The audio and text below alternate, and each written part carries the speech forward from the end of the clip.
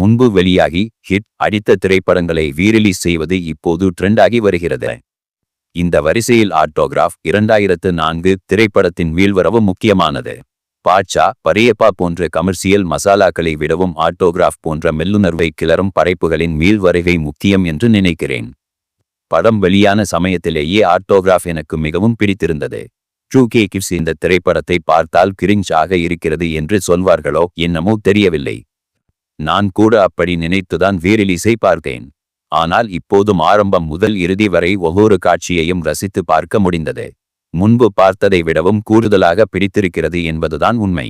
மூளைக்குள் பதியும் முன்னரே மின்னல் வேகத்தில் பிரேம்கள் நகரும் சமகால திரைப்படங்களுக்கு மத்தியில் மிக நிதானமாக நகரும் காட்சிகளை வடிவமைத்து படத்தின் மூளை சிறப்பாக செதுக்கியிருந்தார் சேரன். காதலை மறுக்கும் பெண்களை அடிடா அவளை வெற்றா அவளை என்று மூர்த்தத்தனமாக கையாளும் பொறுக்கி ஹீரோக்களுக்கு மத்தியில் தனது வாழ்க்கையில் கடந்து போன காதல்களையும் சம்பந்தப்பட்ட பெண்களையும் மிக மென்மையாகவும் மிக உண்மையாகவும் செந்தில் வீழ்நினைவு செய்வது அற்புதமாக இருக்கிறது.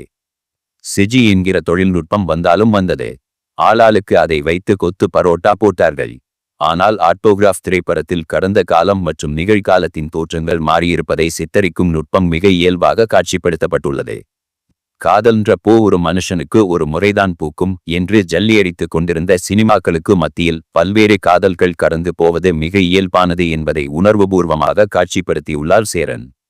இது அடிப்படையில் ஆண்மைய திரைப்படமாக இருந்தாலும் பெண் கதாபாத்திரங்கள் வலிமையாக காட்சிப்படுத்தப்பட்டிருப்பது பாராட்டத்தக்கது.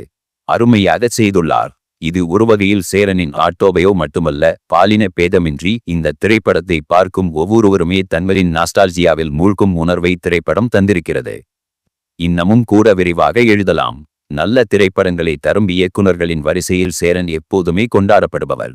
ஆட்டோகிராஃப் மாதிரி மென்மையான உணர்வுகளை ஒரு கோர்வை சித்திரமாக தந்ததற்கு நீங்கள் வாழ்நாள் முழுவதும் பெருமைப்படலாம் சேரன் அவர்களே.